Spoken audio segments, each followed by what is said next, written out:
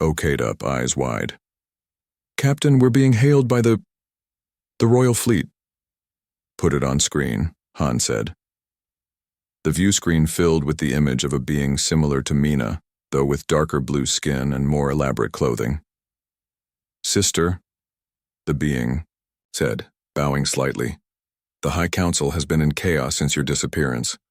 I am relieved to find you well." "Thank you, Sora," Mina replied. "Please inform the Council I will return shortly, but first I have matters to discuss with these humans who assisted me." After the transmission ended, Mina turned back to Han and his crew. "Humans are considered insignificant by many galactic powers," she said. "I believe that assessment requires revision." She walked slowly around the bridge, studying each crew member in turn. "Your small vessel, your determination, your kindness, these things have impressed me. Perhaps humanity is ready for a greater role in galactic affairs." Han struggled to find words. Just days ago, he had been a simple cargo captain, worrying about fuel costs and delivery schedules.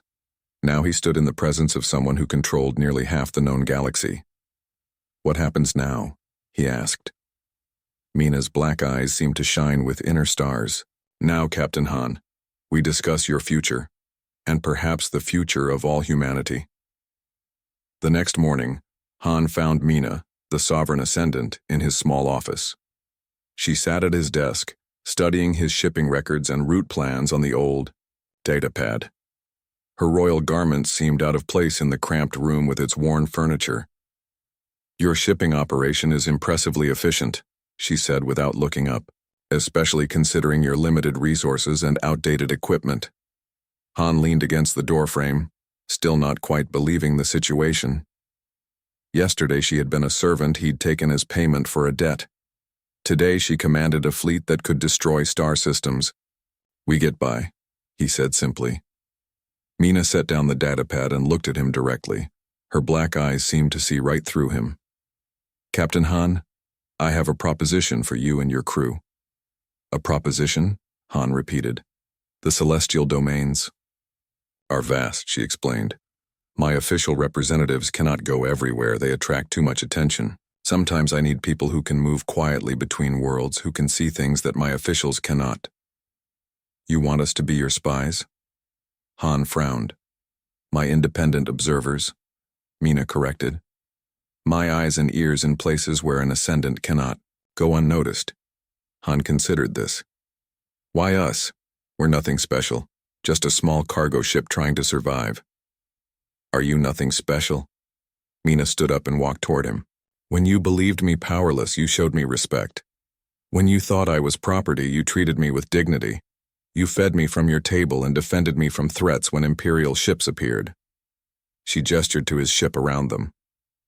"You maintain this vessel against all odds. You take care of your crew. You honor your agreements. These are not small things, Captain Han." Han shifted uncomfortably under her gaze. "What exactly would this arrangement involve?" "Your ship upgraded with our technology. Your crew trained in advanced systems. Exclusive access to the safe routes, through ascendancy space that I showed your navigator." Mina's voice was calm but intense. "In return, you would travel your normal routes, take your normal cargo jobs, but keep watch for things I should know about. Occasionally you would carry special cargo or passengers for me." "This sounds too good to be true," Han said cautiously. Mina smiled slightly. "I am offering you an alliance, Captain, not charity. The information you could provide would be valuable to me." Before Han could respond, the rest of his crew appeared in the doorway behind him. They had clearly been listening. "I think we should do it," Sue said eagerly. "Those navigation routes alone would give us an advantage over every other independent shipper. The engine upgrades she already made have improved our efficiency by 40%, Jin added. "Imagine what a full upgrade would do." Only Q looked skeptical. "What's the catch? There's always a catch." "A fair question," Mina acknowledged. "The catch, as you put it, is risk. My enemies became your enemies the moment you helped me. The separatist forces who attacked my ship will not forget your faces. You would be safer with my protection and technology than without it." Han looked at his crew, then back at Mina. "Could we have some time to discuss this privately?" Of course, Mina said, moving toward the door. I will return to my ship and give you space to decide. After she left, the crew debated for hours. There were concerns and questions, hopes and fears. In the end, they took a vote. It was unanimous. That evening, Han stood in the docking bay as Mina returned to the Starwolf. Behind her, several of her people carried crates of equipment, the first installment of the promised upgrades. We accept your proposition, Han told her. Mina nodded, seemingly pleased, but not surprised. A wise decision, Captain. But I want to be clear about something, Han continued. We're not becoming your subjects. We're partners. We keep our independence. I would have it no other way, Mina said. The value of your perspective comes from your independence. She extended her hand to him, a very human gesture that she must have learned during her time on his ship. The galaxy is changing, Captain. Han. Old powers fade while new ones emerge.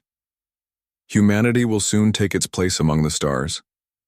I would prefer that when that day comes, we meet as allies rather than strangers. Han looked at her outstretched hand, then at his crew who watched from a short distance away. He thought about all the sectors they had yet to explore, all the worlds waiting beyond the next jump point. With Mina's technology and protection, they could go farther than they had ever dreamed. He took her hand. To new horizons, then. To new horizons, Mina agreed, the stars themselves seeming to shine in her ancient eyes. That night, as the Starwolf pulled away from Mina's royal fleet to begin its first mission as her ally, Han stood at the viewport watching the stars. For the first time in years, had access to your communications array. It's time I called for my escort. Escort? Han repeated. Yes, Mina said. My people will not be pleased that I've been missing this long. The bridge crew exchanged nervous glances. Your people, Han said, slowly. Just who are your people, Mina? She looked at him, her large black eyes reflecting the stars outside. The ruling species of this sector and many others. The ones who built the safe passages your navigator now uses. She held up the crystal device. Please, Captain, there is little time. Han looked at the tactical display again. The Imperial ships were moving closer, weapon systems coming online. Show her to the communications room, Han ordered Q. As Mina followed Q off the bridge, the crystal in her hand pulsed with increasing brightness. 3 hours later, the Starwolf drifted in, space surrounded by 6 Imperial warships. In the communications room, Mina stood before the ship's transmitter, the crystal now floating above her outstretched hands, spinning faster and faster as it sent its signal across the stars. They're coming, she whispered, a smile forming on her lips. They've heard me. Han paced the bridge of the Starwolf, checking the tactical display every few minutes. The 6 Imperial warships had formed a tight circle around his small cargo vessel. They hadn't fired yet, but their weapons were locked on. What's taking so long? Q muttered. If this escort of hers is coming, where are they? Just wait, Han said, though his own patience was wearing thin. Mina sat quietly in the corner of the bridge, her eyes closed in concentration. The crystal device hovered between her hands, pulsing with light that seemed to beat like a heart. Suddenly, Sue gasped. Captain, something's happening. The space around them began to shimmer, like heat waves rising from hot ground. Points of light appeared, growing larger by the second. What is that? Jin whispered. Before anyone could answer, the points of light expanded into massive ships, 20 of them, materializing around the Starwolf in perfect formation. Each was unlike anything Han had ever seen. Sleek vessels with hulls that seemed to glow from within, at least 5 times the size of the Imperial destroyers. On the tactical display, the Imperial ships began backing away. They're receiving transmissions, Sue reported, listening through her headset. The Imperial captains sound terrified. One by one, the Imperial ships jumped to hyperspace, fleeing the scene. Within minutes, the Starwolf was alone among the strange new vessels. Mina stood up. The crystal device floated back into her hand, its pulsing light now calm and steady. She took a deep breath and turned to face Han and his crew. "Captain Han," she said formally, her voice suddenly different, richer, more commanding. "I must thank you for your protection during my time of vulnerability." As she spoke, her simple clothes began to change, seeming to melt and reform into flowing garments of an impossible material that caught the light like liquid silver. Her silver hair rose around her head in patterns that mimicked the movement of stars. "Who are you?" Han asked, finding his voice at last. "I am Mina, sovereign ascendant of the celestial domains, ruler of the 3 spiral arms, and protector of the 1,000 sentient species therein." The bridge fell silent. Han blinked several times, trying to process her words. "You own half the galaxy?" he finally managed to ask. 47%, she corrected with a slight smile. "My sister administers the rest." Q laughed nervously. "This is a joke, right?" Mina, the sovereign ascendant, turned her gaze to him. "I assure you it is not." She walked to the viewport and gestured to the magnificent ships surrounding them. "My royal fleet. I was on my inspection tour of the outer territories when my small vessel was ambushed by separatist forces who seek to overthrow the celestial order. The merchant who sold you to a," Han began. "Found my escape pod," she finished.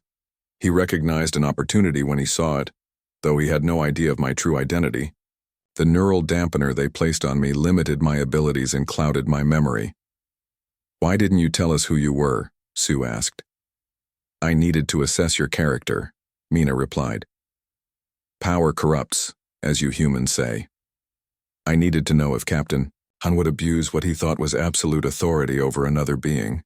She turned to Han. "You had every legal right to treat me as property. Instead, you offered me dignity, freedom of movement on your ship, and eventually planned to give me my freedom." "It was just basic decency," Han muttered, uncomfortable with her praise. "Basic decency is rare in this part of the galaxy," Mina said, "especially when dealing with those perceived as powerless." The communications console chimed. Sue checked it and lo. "Mina," the merchant said, relaxing now that Han seemed interested. "She doesn't talk much, but she follows orders well." Han took the data chip. "This settles your debt. We're done." The merchant nodded quickly and backed away, clearly eager to leave before Han changed his mind. Han turned to the alien woman. "Follow me." She looked up at him for the first time. Her black eyes seemed to see right through him. She nodded once and fell into step behind him as they walked toward his ship. "You understand what just happened?" Han asked as they walked through the busy station. "Yes," she said softly. Her voice was musical, with an accent Han couldn't place. "My contract has been transferred to you." "I've never owned anyone before," Han said, uncomfortable with the situation. "I don't plan to start now. Once we reach the next major port, I'll find a way to cancel your contract." She stopped walking. "You would free me?" "I need payment, not a slave," Han replied. "But until then, you'll stay on my ship. You'll work like the rest of the crew." He started walking again. "Can you cook?" "I can learn," she said, following him. Han's ship, the Starwolf, was small but sturdy. As they approached the docking bay, his first mate Q was loading the last of their supplies. "Who's this?" Q asked, eyeing the alien woman suspiciously. "Our payment," Han explained. "Her name is Mina." Q frowned. "We needed credits, not another mouth to feed." "It was this or nothing," Han said. "She's coming with us for now." Inside the ship, Han showed Mina to a small storage room. "You can stay here. It's not much, but it's private."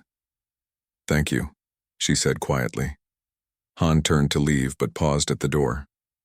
The others might not be friendly at first. Give them time. That night, as the Starwolf left Epsilon Station, Han sat in the pilot's seat watching the stars. Something about Mina bothered him. She was too calm, too controlled for someone who had just been traded away like cargo. The ship's sensors beeped, showing a small Imperial patrol vessel changing course to follow them. Before Han could react, the patrol ship suddenly turned away. again as if it had seen something frightening. Han checked all systems. Nothing unusual. Just a strange coincidence. In her small room, Mina sat cross-legged on the floor, her eyes closed. The silver hair around her head moved slightly in patterns that matched no airflow in the room. On her palm lay a tiny crystal that glowed with an inner light. Soon, she whispered to herself. Not yet, but soon. Out in space, invisible to human sensors, 20 massive ships adjusted their course to follow the Starwolf at a distance. They would wait for their sovereign's signal. 3 days into their journey to the outer colonies, Han was asleep in his quarters when the ship's alarm woke him. He rushed to the bridge, finding his engineer Jin already there, his face pale with worry. "Captain, something's wrong with the engines," Jin said, pointing to the display screen. "But not bad wrong, strange wrong." Han looked at the readings. "That can't be right." "It is," Jin insisted. "Somehow our efficiency is up 40%. We're moving faster while using less fuel." "Did you make changes to the engines?" Han asked. Jin shook his head. "I went to sleep with normal readings, woke up to this. Someone reconfigured the entire system overnight." Han frowned. "Check the security logs." They watched the night footage. Together. At first, everything seemed normal. Then, 2 hours into the night cycle, a figure moved through the shadowy corridors. It was Mina. She entered the engine room and moved to the control panels. "What is she doing?" Han muttered. On the screen, Mina's fingers moved across the controls with impossible speed. The engine diagrams changed, sections rearranged, power, flows redirected. She worked for almost an hour, never hesitating, never referencing any manual. "That's not possible," Jin whispered. "Those modifications are beyond anything I've seen. Some of these configurations shouldn't even work." "But they do work," Han said. "We're moving faster than ever." Han found Mina in the ship's small kitchen, preparing a simple meal for the crew. She looked up when he entered, her face calm. "You were in the engine room last night," he said. "It wasn't a question." "Yes," she replied. "How do you know so much?" "About starship engines?" Mina continued cutting vegetables. "I've traveled on many ships." "Not like this one," Han said. "This is an older model. Those modifications you made aren't in any manual." "Your engines were inefficient," she said simply. "I fixed them." Before Han could ask more questions, his navigator Sue entered the kitchen. "Captain, you need to see this," Sue said urgently. In the navigation room, Sue showed Han the star charts. "I found Mina here earlier. She was studying our route." "What's wrong with that?" Sue pointed to the display. "She added these paths, routes, through sectors we thought were impassable." Han examined the new routes. If they were correct, they could cut their journey time in half. "Are you sure these are safe?" "They shouldn't exist at all," Sue replied. "These sectors are supposed to be filled with radiation clouds and gravitational distortions." That evening, Han called a meeting with his senior crew. Jin explained the Yotsu engine modifications and Sue showed the mysterious new routes. "I don't trust her," Q said firmly. "No one has this kind of knowledge without a reason." "The engines are working better than ever," Jin pointed out. "And if these routes are real, we'll save weeks of travel time." "That's a big if," Q argued. "Han, listen to them debate."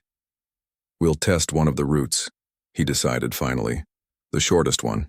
If it works, we save time. If not, we turn back." Later that night, Han found Mina on the observation deck staring at the stars. "Who are you really?" he asked. She turned to face him. In the dim light, her eyes seemed to contain tiny points of light, like a galaxy of stars. "Someone who appreciates your kindness," she answered. "Taking you as payment wasn't kindness," Han said. "You gave me a room of my own," Mina replied. "You let me move freely on your ship. You talked to me as a person." She looked back at the stars. "That is rare enough to be kindness in this part of space." Han stood beside her, watching the stars streak by outside. "We're going to try one of your routes tomorrow." "You won't be disappointed," she said quietly. "Why help us?" Han asked. "You owe us nothing." His thick skin shifted to a curious blue. Parents, you are creators of this specimen? He's our son, said Jisoo firmly. Not a specimen, a child. Our child. The alien seemed confused. Many species abandon their young. We assumed humans were the same when we detected no resistance capability in your technology. You were wrong, said Minho. Humans will cross galaxies for their children. The Zeke leader's color changed again. Your ships outside. They are fighting well against forces that have conquered entire systems. How is this possible? Because we're fighting for someone we love, said Jisoo. There's nothing stronger than that. The alien studied them for a long moment.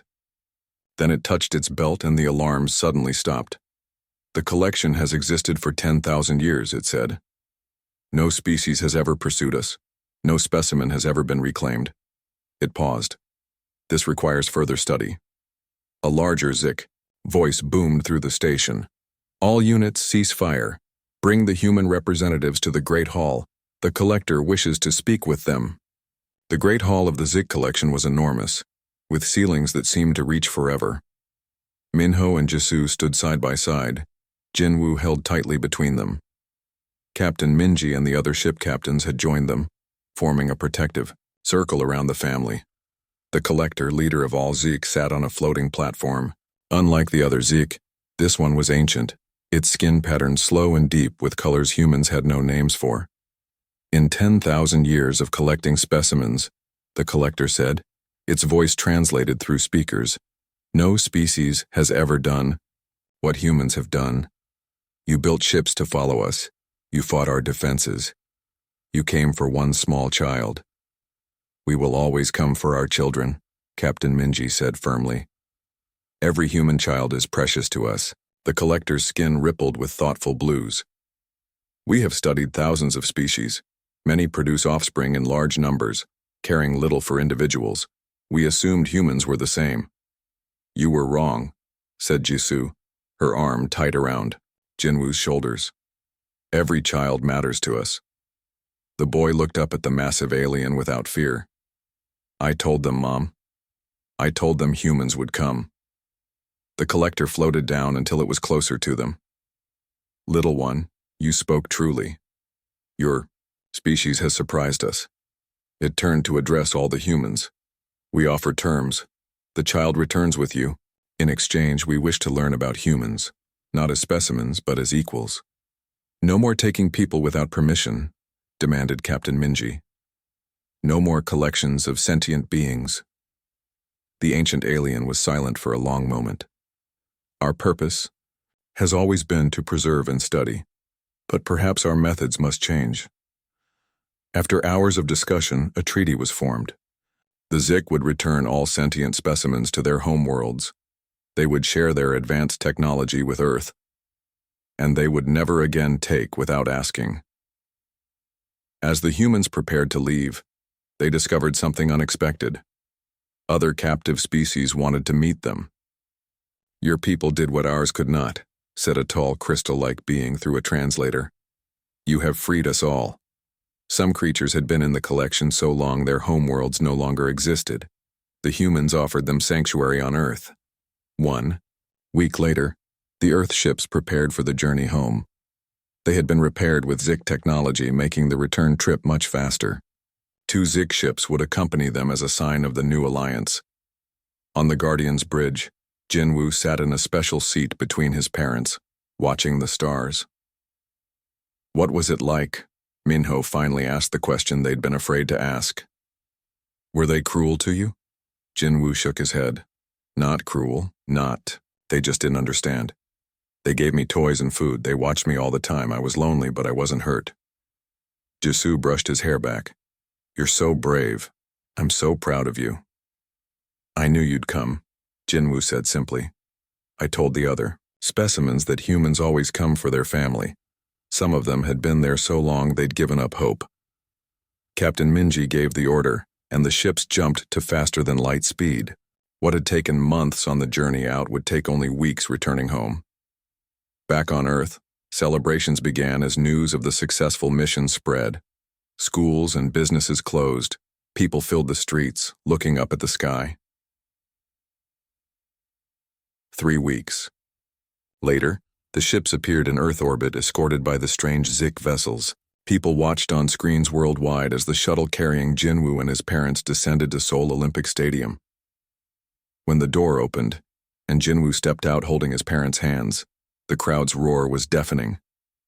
The boy blinked in the sunlight, then smiled and waved. Behind the family came Captain Minji and her crew, followed by 2 Zik representatives and several alien refugees who had chosen to come to Earth. The president stepped forward to greet them. Today marks a new chapter for humanity. We have taken our place among the stars. We have shown the galaxy who we are and what we stand for. Jinwoo was given the microphone. The 8-year-old looked out at the thousands of people who had come to welcome him home. I told the Zik that humans are special, he said in a clear voice. Not because we're smart or strong, but because we never give up on each other. They didn't believe me until they saw our ships coming for me. That night, as Jinwoo slept in his real bedroom, his parents watched over him. Outside, the stars looked different to them now. Do you think we'll ever be the same? Jisoo asked softly. Minho shook his head. No, we know what's out there now. But we also know what we're capable of. In orbit, the Zik ships prepared to leave, carrying a message to spread across the galaxy. Earth was open to peaceful contact, but anyone who threatened its children would face its most fearsome response.